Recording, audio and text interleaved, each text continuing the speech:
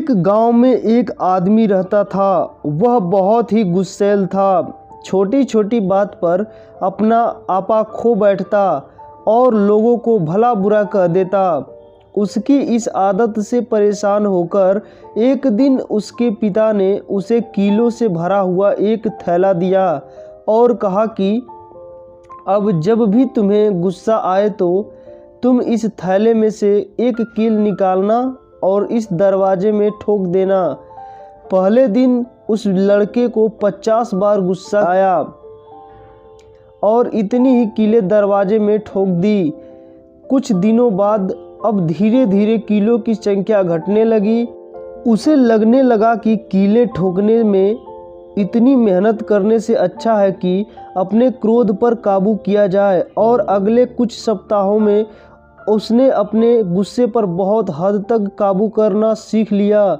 और फिर एक दिन ऐसा आया कि उस आदमी ने पूरे दिन में एक बार भी गुस्सा नहीं किया।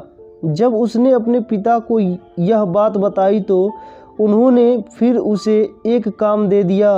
उन्होंने कहा कि अब हर दिन जिस दिन तुम एक बार भी गुस्सा ना करो, इस दरवाजे से एक कील निकाल देना।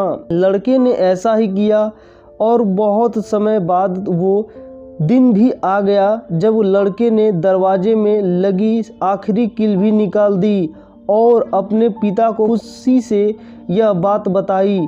तब पिताजी उसका हाथ पकड़कर उस दरवाजे के पास ले गए और बोले, बेटे तुमने बहुत अच्छा काम किया है, लेकिन क्या तुम इस दरवाजे में हुए छेद को देख पा रहे हो? अब वो दरवाज़ा कभी भी वैसा नहीं बन सकता जैसे वो पहले था।